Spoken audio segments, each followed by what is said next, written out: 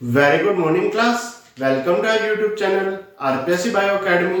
देखिए, हम जो यूनिट डिस्कस कर रहे थे वो कर रहे थे सेवन यूनिट ऑफ लाइफ, जिसमें आज हम पढ़ेंगे प्लास्टिड्स के बारे में। अगर मैं प्लास्टिड्स की बात करूं तो सबसे पहले देखेंगे इसकी डिस्कवरी।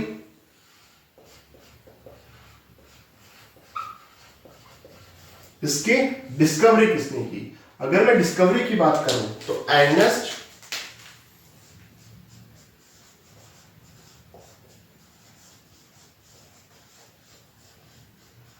हैकर। अर्नेस्ट हैकर ने इसकी डिस्कवरी की। अगर मैं आगे बात करूं कि प्लास्टिड नाम किसने दिया, नेम किसने दिया, कौन सा नेम? प्लास्टिड। अगर प्लास्टिड नेम की बात की जाए तो शिम्पर ने दी।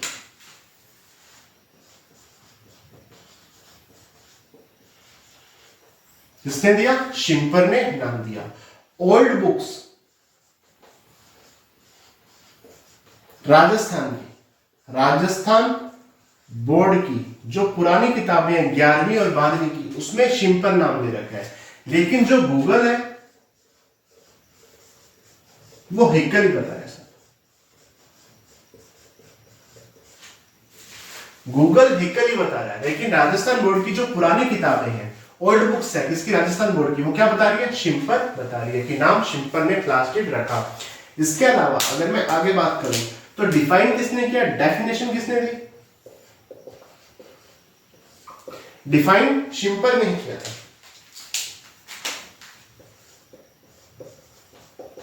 डिफाइन तो सब शिम्पर ने ही किया था। अच्छा, प्लास्टिड पाया कहां जाता है? यूग्लिनोइड्स में।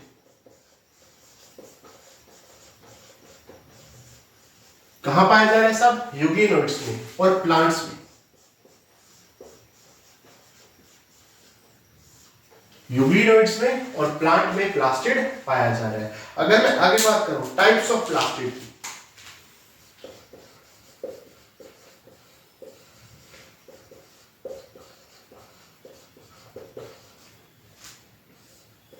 प्लास्टिड के प्रकार की बात करूं तो पहला है क्रोमोप्लास्ट।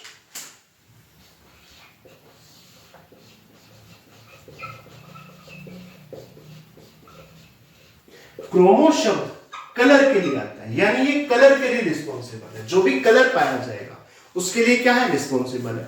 कलर किस वजह से पाया जाएगा? क्योंकि यहां पर पिगमेंट्स पाए जाते हैं। ठीक है, कैसे पिगमेंट पाए जा रहे हैं? फैट सोल्यूबल,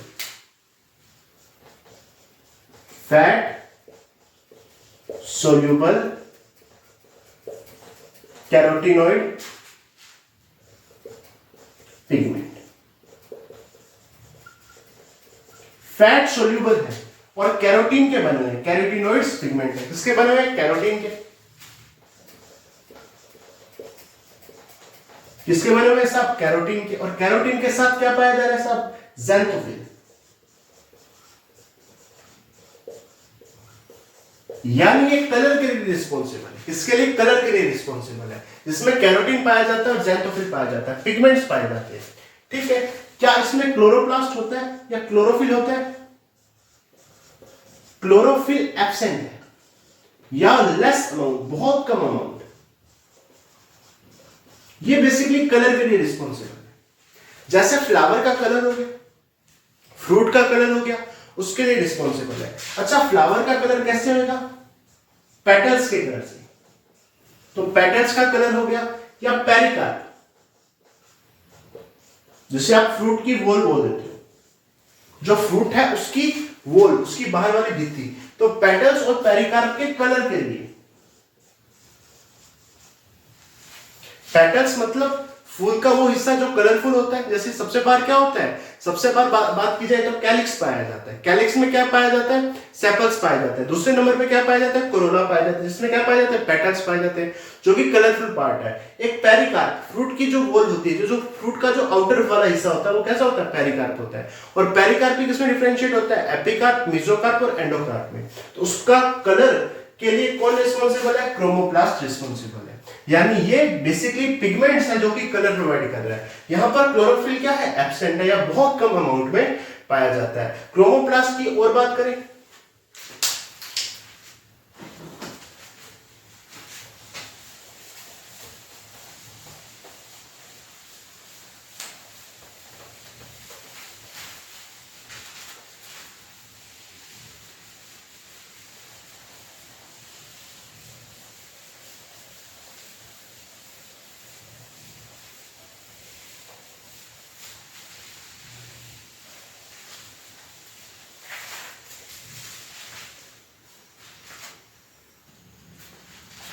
देखिए यदि मैं आगे क्रोमोप्लास्ट की बात करूं,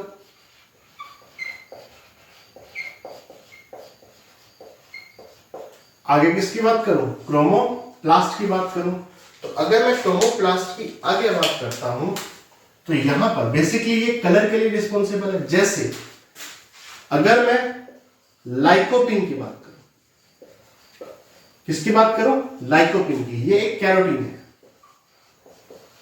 लाइकोपिन क्या है, कैरोटीन है, जो कि टोमेटो का रेड कलर,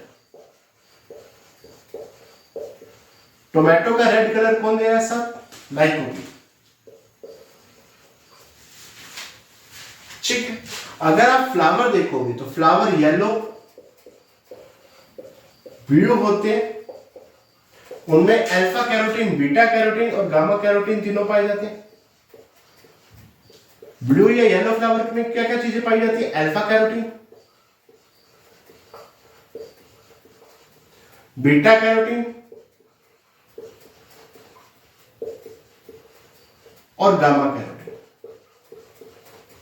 ये तीनों कैरोटीन पाए जाते हैं किसमें, येलो और ब्लू फ्लावर में। देखो जो फ्लावर का कलर है वो बेसिकली किस कारण से, पेटल्स के कारण से, और पेटल्स में क्या पाया जा रहा है, क्रोमोप्लास्ट पाया जा रहा है। लेकिन जो पेटल्स में क्रोमोप्लास्ट पाया जा रहा है ना, वो वाटर सोल्यूबल है। वैसे क्रोमोप्लास्ट कैसा होता है, वैसे ये फैट सोल्यूबल होता है। लेकिन जो फ्लावर के पेटल्स में जो क्या पाया जा रहा है, क्रोमोप्लास्ट पाया जा रहा है, वो वाटर से सोल्यूबल है। कैसा सोल्यूबल है, वाटर सोल्यूबल है। जैसे एंथोसाइनिन देख लो, एंथोसाइनिन,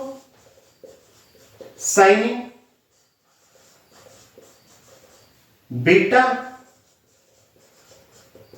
साइनिन, एंथोसाइनिन हो गया, बीटा साइनिन हो गया, एंथोक्लोर हो गया,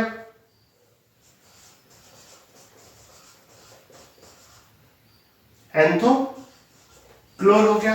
एंथोसाइनिन की बात करूं तो ये जो फ्लावर है, फ्लावर को ब्लू कलर देने के काम में आता है। फ्लावर को ब्लू या वॉयलेट कलर देने के काम में कौन आता है, एंथोसाइनिन पिगमेंट, जो कि इसमें क्या पाया जा रहा है, क्रोमोप्लास्ट पाया जा रहा है। बीटा साइनिन की बात की जाए तो ये पाया जाएगा बीटरूट में। चकुंदर बोलते हो क्या, चकुंदर में पाया जाएगा। एंथोक्लोर की बात करूं तो जो येलो कलर के फ्लावर है उनमें ये वाला पिगमेंट पाया जाता है, येलो फ्लावर में। तो बेसिकली बात की जाए तो क्रोमोप्लास्ट कलर के लिए रिस्पॉन्सिबल है। जैसे लाइकोपिन में, लाइकोपिन एक प्रकार का कैरोटीन है जो कि टोमेटो को कैसा कलर दे रहा है, रेड कलर दे रहा है। येलो या ब्लू फ्लावर में अल्फा, बीटा और गामा तीनों प्रकार के कैरोटीन पाए जाते हैं। लेकिन जो फ्लावर में पाए जा रहे हैं ना, फ्लावर का कलर किस कारण से, पेटल में, और पेटल में क्या पाया जा रहा है, क्रोमोप्लास्ट, जो कि कैसा है, वाटर सोल्यूबल। वैसे क्रोमोप्लास्ट पूछा जाए तो वो फैट सोल्यूबल है। लेकिन अगर वो स्पेशल फ्लावर में पूछे कि जो फ्लावर के पेटल में क्रोमोप्लास्ट पाया जा रहा है तो वो वाटर सोल्यूबल है। जैसे एंथोसाइनिन की बात की जाए, ये सब इसके एग्जांपल है। एंथोसाइनिन की बात की जाए तो फ्लावर को ब्लू या वॉयलेट कलर देता है। बीटा साइनिन की बात की जाए तो बीटरूट या चुकंदर में पाया जाता है। और एंथोक्लोर की बात की जाए तो ये येलो कलर के फ्लावर में पाया जाता है। तो ये हो गया क्रोमोप्लास्ट। आगे चलते हैं।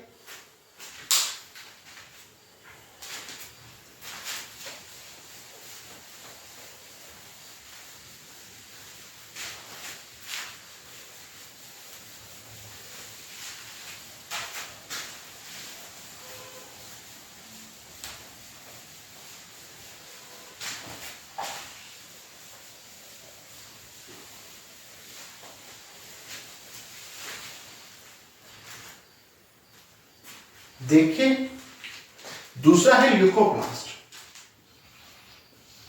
क्रोमोप्लास्ट के बाद दूसरा कौन सा है, ल्यूकोप्लास्ट। ल्यूकोप्लास्ट की बात की जाए तो कलरलेस प्लास्टिड। कैसा प्लास्टिड है साहब,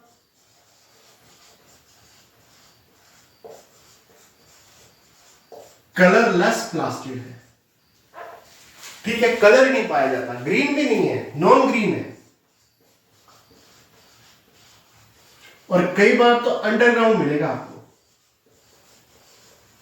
भूमिगत,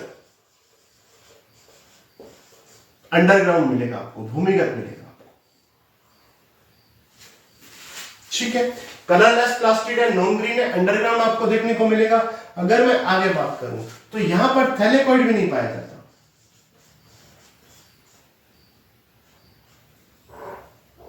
थैलेकॉइड भी क्या होता है, एब्सेंट होता है। जब हम क्लोरोप्लास्ट को पढ़ेंगे वहां पर डिटेल में थैलेकॉइड को पढ़ेंगे। थैलेकॉइड क्या है, एब्सेंट है, थैलेकॉइड भी नहीं पाया जाता, मेम्ब्रेन्स भी इसके अंदर नहीं पाई जाती। ठीक है, वैसे ही मेम्ब्रेन बाउंड होता है, लेकिन इसके अंदर जो थैलेकॉइड है जिसपे मेम्ब्रेन्स पाई जाती है, थैलेकॉइड एब्सेंट होता है। हम डिटेल में क्लोरोप्लास्ट में बात करेंगे। अगर मैं आगे बात करूं तो वेरियस शेप और साइज में हो सकता है,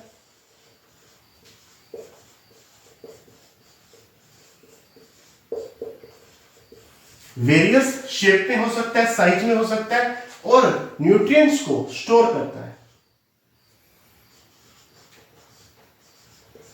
न्यूट्रिएंट्स को स्टोर करने का काम करता है, न्यूट्रिएंट्स को स्टोर करता है। जैसे अगर मैं बात करूं एमाइलोप्लास्ट की,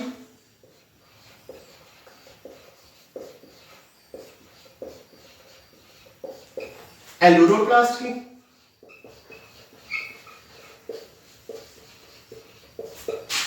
इलियोप्लास्ट की,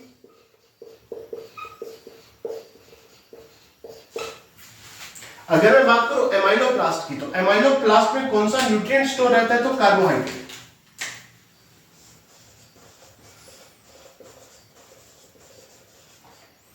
अगर कार्बोहाइड्रेट स्टोर है तो उसे कहेंगे एमाइलोप्लास्ट।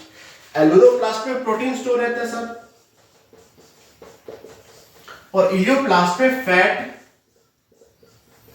या ऑयल क्या रहता है, स्टोर रहता है। अगर कार्बोहाइड्रेट स्टोर है, क्योंकि न्यूट्रिएंट क्या है इसमें स्टोर रहते हैं, कार्बोहाइड्रेट स्टोर है तो इसे बोलेंगे एमाइलोप्लास्ट, प्रोटीन स्टोर है तो इसे बोलेंगे एलुरोप्लास्ट, और फैट या ऑयल इसके अंदर स्टोर है, स्टोरेज का काम कर रहा है तो उसे क्या बोलेंगे, इलियोप्लास्ट बोलेंगे। देखिए जैसे आपने पोटैटो देखा होगा, आलू,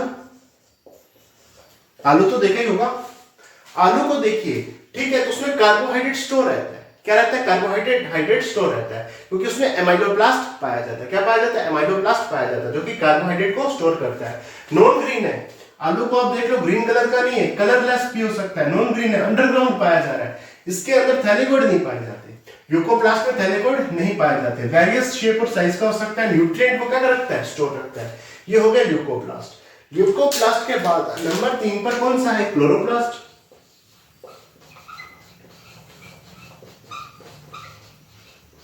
क्लोरोप्लास्ट की बात की जाए, देखिए क्लोरोप्लास्ट की स्ट्रक्चर को हम डिटेल में देखेंगे, क्योंकि हम प्लास्टिड का क्लासिफिकेशन देख रहे हैं, इसलिए इसको 2 लाइनों में मैं खत्म कर रहा हूं।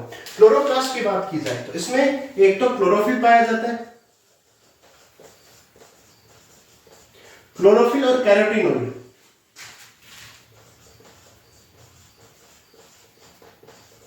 क्लोरोफिल और कैरोटीनोइड पाया जाता है, फोटोसिंथेसिस करने में हेल्प करता है, फोटोसिंथेसिस कर सकता है,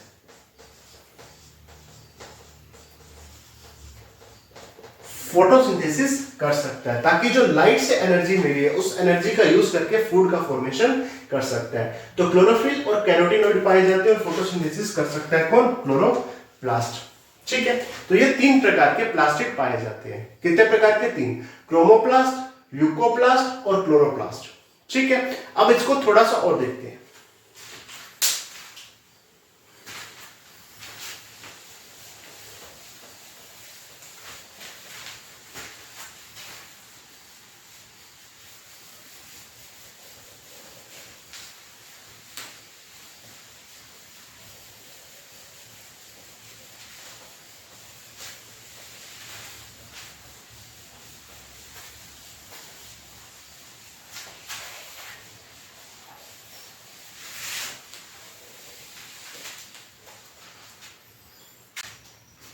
देखिए यहां पर मैंने प्लास्टिड के अलग अलग फॉर्म दिखाए हैं।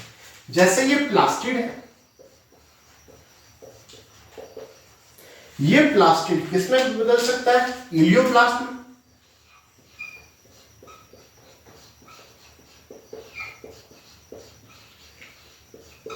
किसमें बदल सकता है, इलियोप्लास्ट में। ये प्लास्टिड किसमें बदल सकता है? एमाइलोप्लास्ट में।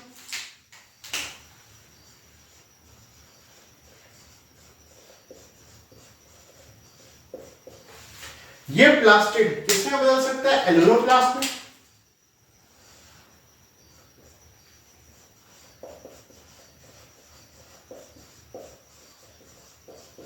ये प्लास्टिड किसमें बदल सकता है? क्लोरोप्लास्ट में।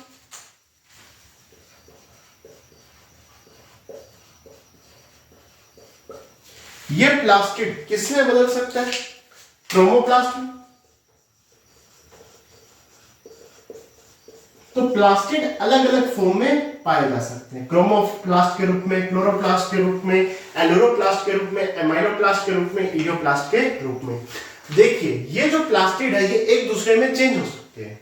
जैसे एलुरोप्लास्ट क्लोरोप्लास्ट में चेंज हो सकता है, एलुरोप्लास्ट क्लोरोप्लास्ट में चेंज हो सकता है, क्लोरोप्लास्ट क्रोमोप्लास्ट में चेंज हो सकता है। तो ये एक दूसरे में चेंज हो सकते हैं। ऐसा नहीं है कि एक बार एलुरोप्लास्ट बन गया तो वो लाइफ टाइम एलुरोप्लास्ट ही रहेगा। एलुरोप्लास्ट क्लोरोप्लास्ट में भी चेंज हो सकता है, क्लोरोप्लास्ट क्रोमोप्लास्ट में भी चेंज हो सकता है। क्यों? क्योंकि इनका जेनेटिक मटेरियल सेम है।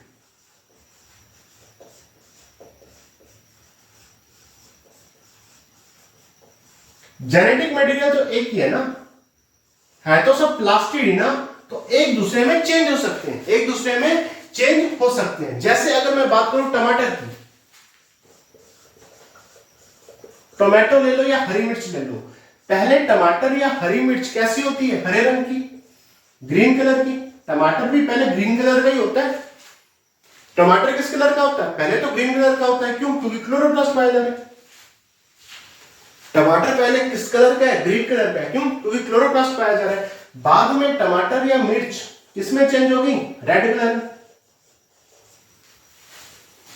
और ये जो कलर आया ये क्रोमोप्लास्ट के कारण ही तो आया। क्रोमोप्लास्ट मतलब कलर, पिगमेंट्स पाए जा रहे हैं, कलर पाया जा रहा है। ठीक है, तो यहां पर क्लोरोप्लास्ट किसमें चेंज हो गया? क्रोमोप्लास्ट में। ग्रीन कलर का टमाटर किसमें बदल गया? लाल कलर के टमाटर में। क्यों? क्योंकि जो क्लोरोप्लास्ट था, टमाटर का जो हरा रंग था, वो किसमें चेंज हो गया? क्रोमोप्लास्ट में। लेकिन एक चीज याद रखना, क्रोमोप्लास्ट क्लोरोप्लास्ट में नहीं चेंज हो सकता, कभी नहीं। ऐसा नहीं होगा कि क्रोमोप्लास्ट क्लोरोप्लास्ट में चेंज हो जाए, यानी लाल रंग का टमाटर वापस हरा हो जाए, लाल रंग की मिर्च वापस हरी नहीं हो सकती। क्रोमोप्लास्ट वापस क्लोरोप्लास्ट में चेंज नहीं हो सकता, क्योंकि जो क्रोमोप्लास्ट है ना वो एजिंग को दिखाता है, बुढ़ापे को दिखाता है। क्रोमोप्लास्ट किसको दिखाता है? एजिंग को, बुढ़ापे को, ठीक है, या जीर्णता को दिखाता है, जिस कारण से ये वापस क्लोरोप्लास्ट में चेंज नहीं हो सकता। तो क्रोमोप्लास्ट वापस क्लोरोप्लास्ट में चेंज नहीं हो सकता, एजिंग के कारण। ठीक है, तो ये प्लास्टिड के अलग अलग रूप हैं जिसे हमने यहां पर देखा। अब हम डिटेल में क्लोरोप्लास्ट के बारे में बात करेंगे।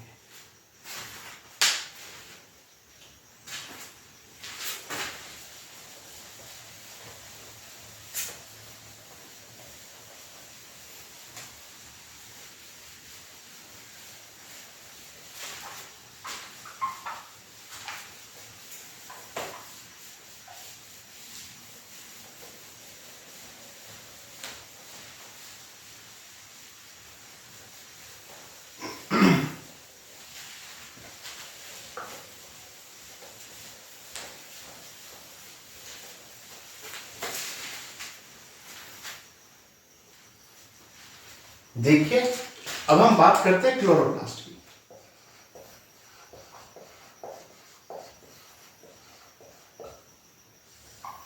किसकी बात करते हैं साहब? क्लोरोप्लास्ट की बात करते हैं। अगर मैं क्लोरोप्लास्ट की बात करूं तो पहली चीज है, ग्रीन प्लांट्स में पाया जाएगा। ग्रीन प्लांट्स की मेसोफिल सेल में,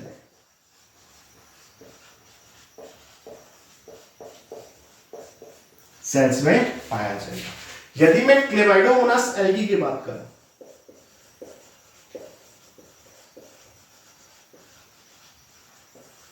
क्लेमाइडोमोनास एल्गी की बात करूं तो एक सेल में एक क्लोरोप्लास्ट आपको देखने को मिलेगा, जबकि जो ग्रीन प्लांट्स हैं उनकी मेसोफिल सेल में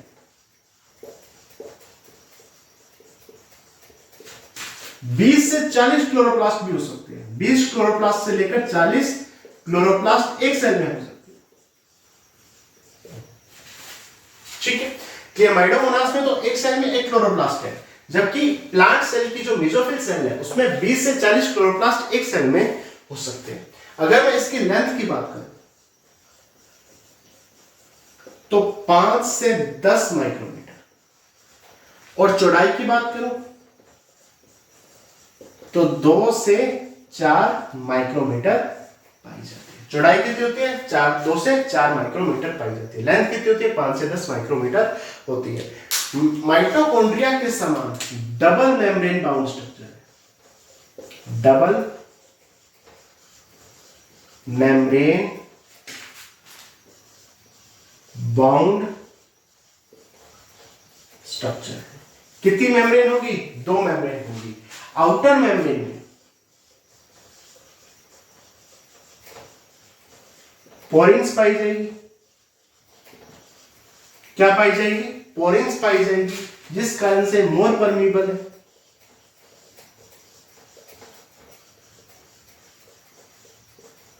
कैसी है? ज्यादा परमीबल है, ज्यादा पारगम्य है। और इनर मेम्ब्रेन कैसी है?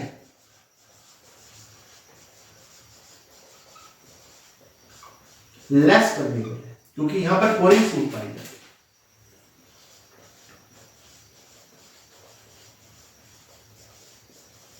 लेस परमीबल है। जैसे अगर क्लोरोप्लास्ट की स्ट्रक्चर को एक जनरल वे में मैं देखूं तो 2 मेम्ब्रेन पाई जाएगी।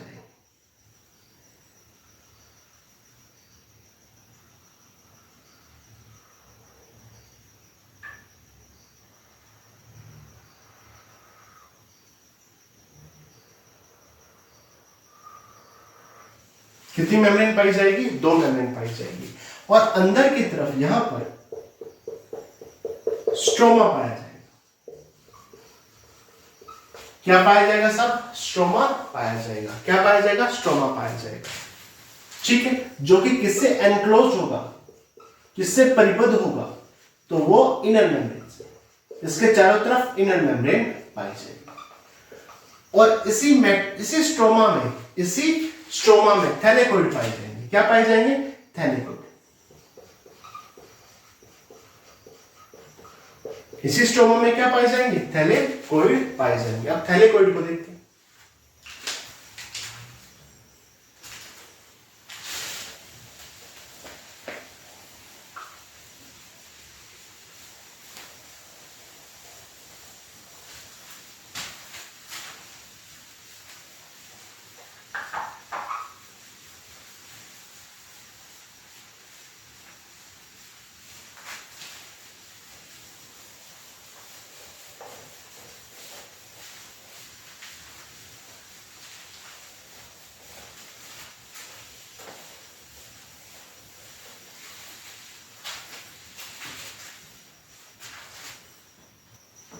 देखिए, अब बात करते हैं थाइलेकोइड की।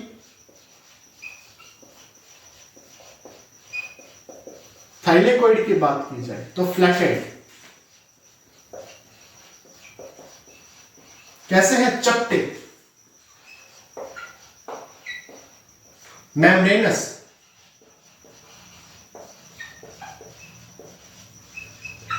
झिल्ली में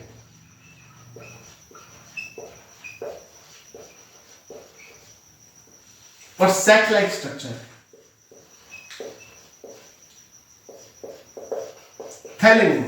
थैलेनुमा या बैग नुमा स्ट्रक्चर है। कैसे? चपटे हैं, झिल्ली में है और बैग नुमा स्ट्रक्चर है। जैसे ये एक थैलेकोइड है। क्या है साहब? ये एक थैलेकोइड है जो कि चपटा है, झिल्ली नुमा है और सेट लाइक है। ये दूसरा थैलेकोइड है।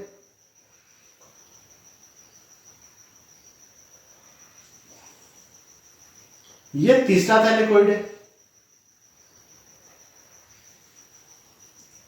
ये चौथा थैलेकोइड है। इस तरह से थैलेकोइड पाए जाते हैं।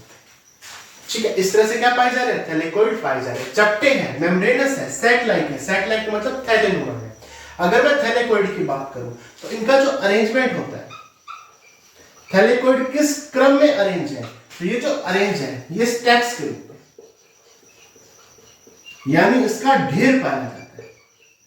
क्या पाया जाता है? ढेर, बहुत सारे पाए जाते हैं, ढेर पाया जाता है। और अरेंज किस क्रम में? Piles of coin. Piles of coin कहते हैं सिक्कों का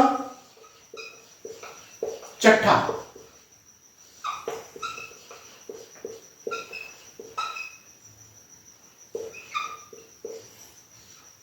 सिक्कों का चट्टा लगता है ना, जैसे एक सिक्के के ऊपर दूसरा सिक्का, दूसरे सिक्के के ऊपर तीसरा सिक्का, तो ये सिक्कों का चट्टा लग रहा है, सिक्कों का ढेर पाया जा रहा है, स्टैक्स पाया जा रहा है। पाइल्स ऑफ कॉइन, सिक्कों का चट्टा लगता है। ठीक है, जैसे ये सिक्कों का चट्टा है, ये एक थैलेकॉइड, ये दूसरा थैलेकॉइड, ये तीसरा थैलेकॉइड, ये चौथा थैलेकॉइड, और ये एक स्ट्रक्चर बनाते हैं जिसे बोलते हैं ग्रेनम। क्या बनाएंगे? सब ग्रेनम। ग्रेनम में बहुत सारे थैलेकॉइड पाए जाते हैं। ग्रेनम में बहुत सारे क्या पाए जाते हैं? थैलेकॉइड्स पाए जाते हैं। जैसे स्कोर बढ़ा दो,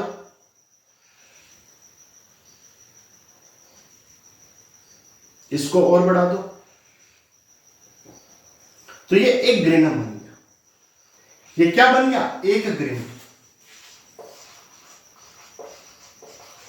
एक ग्रेनम में 2 से 100 तक थैलेकॉइड पाए जाते हैं। ये एक थैलेकॉइड, ये दूसरा, ये तीसरा, ये चौथा, ये पांचवा, ये छठा। तो इस ग्रेनम में कितने थैलेकॉइड होंगे? 6। कितने पाए जा सकते हैं? 2 से लेकर 6 थैलेकॉइड तक पाए जा सकते हैं। जैसे ये एक थैलेकॉइड है, ये एक ग्रेनम है, सॉरी, तो ये दूसरा ग्रेनम है।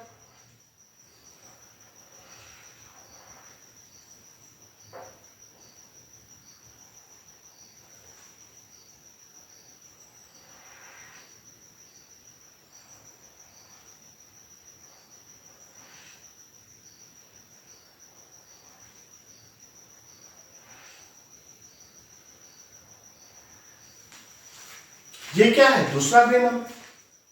इस एक ग्रेनम को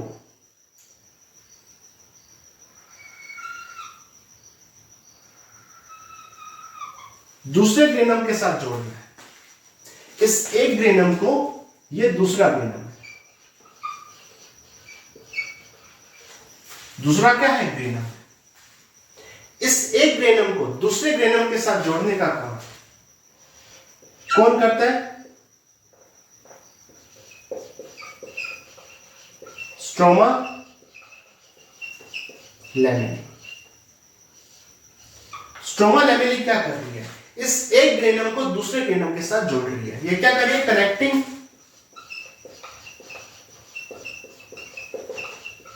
thylakoid. Connecting thylakoid, connecting the thylakoid of the different grain. ये थाइलेकॉइड को कनेक्ट कर रही है जो कि अलग अलग ग्रेनम के, जैसे ये एक ग्रेनम है, ये दूसरा ग्रेनम है, इस ग्रेनम का ये थैलेकॉइड इस ग्रेनम के इस थैलेकॉइड से कनेक्ट हो रहा है। कनेक्टिंग द थैलेकॉइड, थैलेकॉइड को कनेक्ट कर रही है ऑफ द डिफरेंट ग्रेनम, जो कि अलग अलग ग्रेनम के थैलेकॉइड है। इसे कहते हैं स्ट्रोमा लैमेली। क्या कहते हैं? Stroma lamellae. स्ट्रोमा लैमेली की बात की जाए, ट्यूबुलर स्ट्रक्चर है, मेम्ब्रेनस है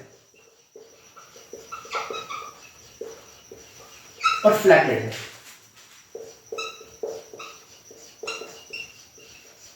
ट्यूबुलर स्ट्रक्चर है, ट्यूब के नुमा स्ट्रक्चर है। देखो कैसे स्ट्रक्चर है, एकदम ट्यूब के नुमा, जैसे कोई ट्यूब हो। ठीक है। मेम्ब्रेनस एक झिल्ली में स्ट्रक्चर है, झिल्ली में संरचना है। फ्लैटेड चिपटी स्ट्रक्चर है। ठीक है। और इससे क्या कहा होता है? Stroma lamellae. और ये क्या कर रही है? Connecting the thylakoid, in thylakoid को कनेक्ट कर रही है ऑफ द डिफरेंट ग्रेनम, जो कि अलग अलग ग्रेनम के हैं।